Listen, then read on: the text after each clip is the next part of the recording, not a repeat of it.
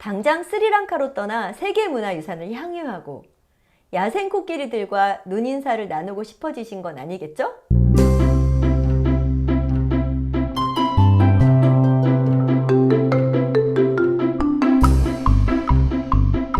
안녕하세요. 더 고작가 TV의 고작가입니다. 고작가의 서재 시즌1 나는 스리랑카 주의자입니다. 함께 읽기 13번째 시간입니다. 오늘은 지난주에 예고해드린 대로 스리랑카의 코끼리를 찾아 스리랑카 동부 내륙의 카우둘라와 민네리아라고 하는 국립공원으로 떠나볼 건데요. 혹시 2015년 여름을 뜨겁게 달궜던 인사이드 아웃이라는 애니메이션을 기억하시나요? 아이들보다 어른들 사이에서 더 큰 이슈가 되었던 것 같은데, 저는 이 작품에 등장하는 매우 사랑스러운 인물 빙봉을 아주 인상 깊게 보았답니다. 꼬리와 수염은 고양이의 모습인데 딸기 맛이 날 것 같은 분홍 솜사탕 몸통에 코끼리의 긴 코를 가진 빙봉. 때로는 돌고래 소리를 내다가도 방울방울 사탕이 되는 눈물을 흘리기도 하는 귀여운 캐릭터죠. 심지어 빙봉은 우리가 어른이 되면서 잊게 되는 동심을 의인화한 인물이라니, 언뜻 보면 코끼리에 가장 가까워 보이는 이 빙봉이야말로 우리가 머리로 그려보는 코끼리에 근접한 캐릭터가 아닐까 싶습니다. 몸집은 거대하지만 뒤뚱뒤뚱 걷는 모습이며 긴 코를 시계추처럼 흔들며 그 거대한 배를 풀로만 가득 채우는 코끼리는 어느 누구에게도 위협이 되지 않을 것 같은 착하고 순둥순둥한 이미지 그 자체니까요. 그러나 사실은 우리의 현실에 존재하는 코끼리는 여러분을 동심으로 안내한 그 빙봉과는 너무도 달라서 동남아시아나 아프리카 등의 나라를 여행하며 코끼리를 만날 때는 꼭 예의를 지켜주셔야 해요. 저는 인도에도 5번 정도 다녀왔는데요. 인도나 스리랑카에서는 길거리에서도 가끔 코끼리를 만날 수 있어요.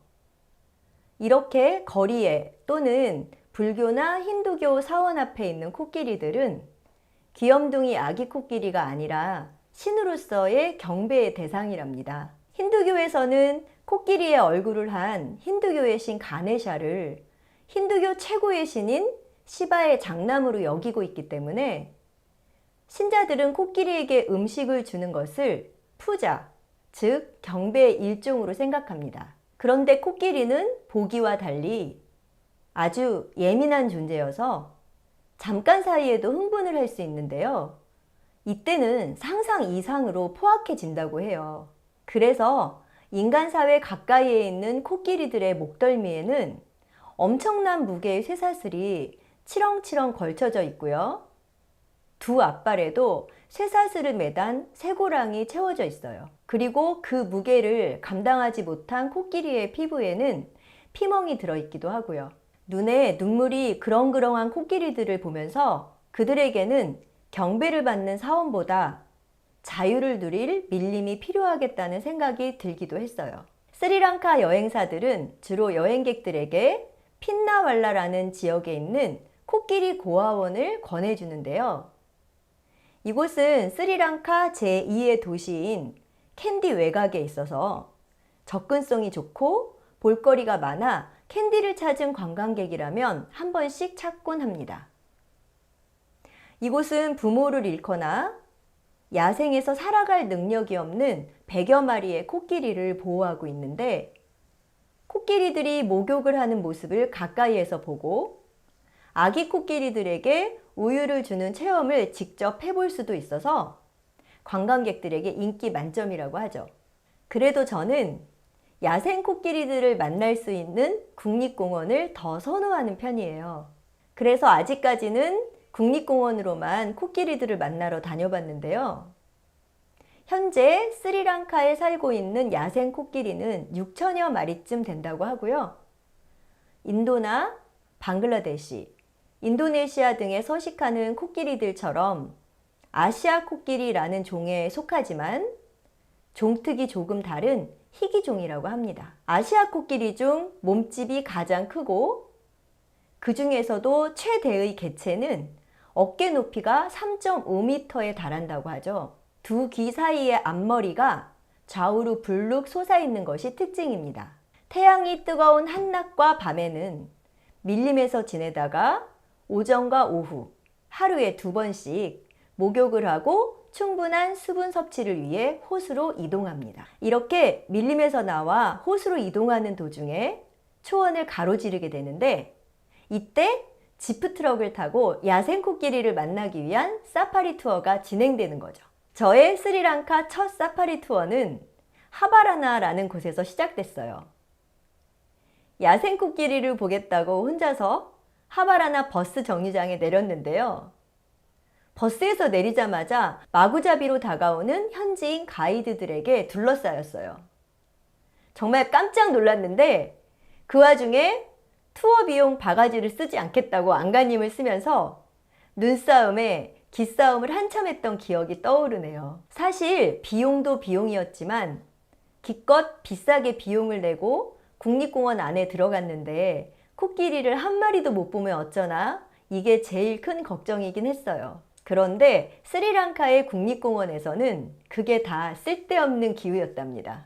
물론 표범이나 악어, 자칼들과 같은 동물들은 방문하는 장소에 따라 만나기 어려울 수도 있지만, 코끼리나 물소떼, 그리고 공작새와 수종의 새들, 뱀이나 이구아나 같은 파충류까지, 이런 동물들은 너무 흔해서 나중엔 시시하다 하실지도 모르겠어요. 확실히 우리나라와 지형도, 풍토도, 기후도 판연이 다른 스리랑카가 주는 매력은 한두 가지가 아닌 것 같습니다.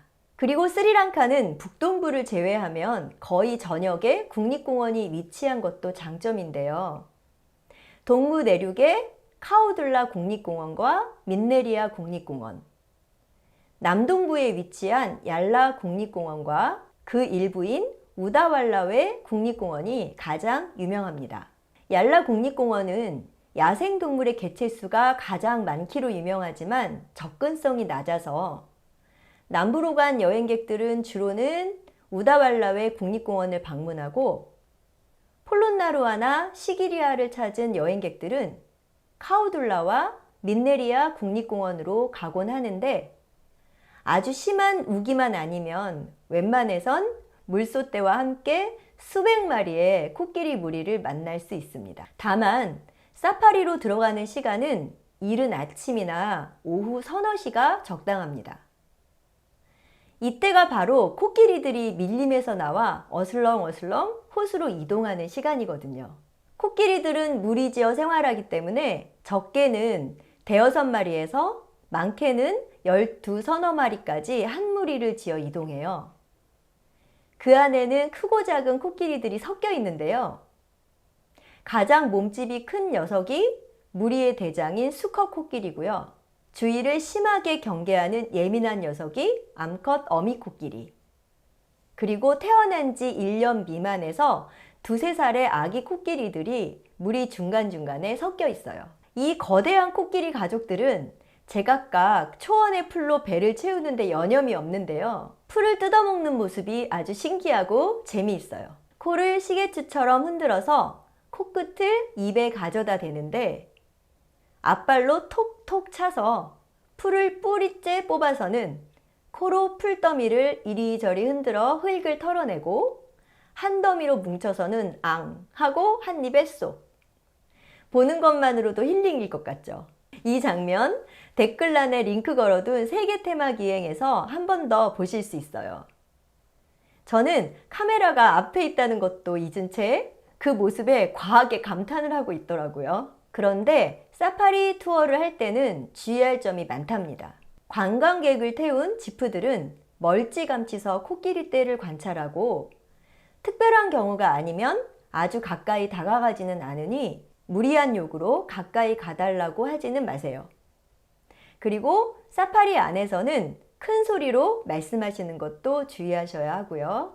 지프를 한번 타면 국립공원을 다 돌아 나올 때까지 절대 하차하시면 안 돼요. 사진 욕심에 차에서 내리려 하는 관광객이 종종 있다는데요. 물론 동행한 현지인 가이드들이 제지하기도 하지만, 그런 행동은 야생의 동물들에게 위협이 될 뿐만 아니라 그 위협이 인간에게 큰 재앙으로 돌아오는 경우도 생길 수 있으니 돌출 행동은 절대 금물이랍니다. 한 번은 이런 사건이 있었어요. 제가 책을 쓰면서 시기리아의 어느 민박에 20여일 묵고 있었는데 한밤에 개들이 때로 짖어서 한숨도 못 잔 날이 있었어요. 다음날 주인장이 이야기하길 야밤에 그 민박 마을 뒤쪽으로 코끼리 떼가 지나가는 바람에 개들이 단체로 흥분을 했다는 거예요. 처음엔 길을 의심했죠. 그곳이 시기리아 왕궁터 앞에 관광지 마을인데 어떻게 야생 코끼리가 마구 지나다니나 했는데 스리랑카에 여러 번 다니다 보면 도로 위를 야생 코끼리들이 무법자처럼 무리지어 지나가는 걸 목격할 때도 종종 있기 때문에 나중엔 그냥 코끼리랑 길 위에서 정면으로 마주치지 않은 것만으로도 다행이다 싶을 때가 다반사였어요. 그럼에도 불구하고 코끼리는 언제 봐도 신기하고 사랑스러운 동물인 것 같습니다. 인간이 동물과의 적정한 거리를 유지하고 야생동물인 경우에 지켜야 할 예의만 지켜준다면 자연과 인간의 공존이 그렇게 어려운 일만은 아닐 것 같죠? 당장 스리랑카로 떠나 세계문화유산을 향유하고 야생 코끼리들과 눈인사를 나누고 싶어지신 건 아니겠죠? 차차 스리랑카 여행의 기회를 만들어 보기로 하고 또 다음 주엔 스리랑카의 중부 쿠르네갈라라는 도시로 가서 저의 친구들을 만나보실까요? 저와 스리랑카의 인연을 만들어준 정말 소중한 친구들과 보낸 스리랑카의 새해 풍속을 소개할게요.